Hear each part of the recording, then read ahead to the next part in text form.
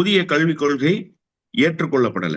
ஏன் புதிய கல்விக் கொள்கை ஏற்றுக்கொள்ளப்படல? நீங்க வெறுமனே புதிய கல்விக் கொள்கையில மும்மொழி இருப்பதாக மட்டுமே ஒரு பிரச்சாரத்தை முன்வைக்கிறீங்கல்ல, அதுல கொஞ்சம் விரிவா பேசணும்னு நான் நினைக்கிறேன்.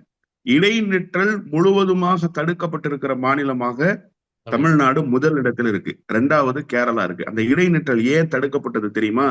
ஒரு காலத்துல இஎஸ்எல்சி உண்டு, 8ஆம் வகுப்புக்கு பொது தேர்வு உண்டு. அதன் பிறகு எஸ்எஸ்எல்சி 10ஆம் வகுப்புக்கு பொது தேர்வு. இந்த 8வதிலேயே பொது தேர்வில் தோல்வி அடைந்த மாணவர்கள் வெட்கப்பட்டு கொண்டு பள்ளிகளுக்கு வருவதை நிறுத்திவிட்டார்கள். 8ஆம் வகுப்புல தோல்வி அடைந்தவர்களே பள்ளிக்கு வருவதை நிறுத்தி விடுவார்கள் என்று சொன்னால் 5ஆம் வகுப்புக்கு நீ பொது தேர்வை கொண்டு வர்ற. இதை எப்படி ஏற்க முடியும்? இடைநிற்றல் முழுவதுமாக தடுத்து நிறுத்தப்பட்டிருக்கிற மாநிலத்தில் மீண்டும் இடைநிற்றல் தொடருவதற்கான வழிவகை செய்கிற வேலையை ஒன்றிய அரசு செய்கிறது. இதை எப்படி ஏற்க முடியும் சொல்லுங்க? சரி, மும்மொழி கொள்கை வந்துவிட்டால் 5000 கோடி ரூபாய் நிதி கிடைச்சிடும், கல்வி திட்டங்களை எல்லாம் மேம்படுத்திடலாம், கல்வி கட்டமைப்புகளை எல்லாம் பலப்படுத்திடலாம். அதுதானே உங்களுடைய வாதம்? தர்மேந்திர பிரதான் இப்ப அதுதானே சொல்லியிருக்காரு. பீகார்ல ஏத்துக்கிட்டாங்கல்ல புதிய கல்விக் கொள்கைய. பீகார்ல இடைநிற்றலினுடைய சதவீதம் 12.34 உயர்ந்திருக்கு.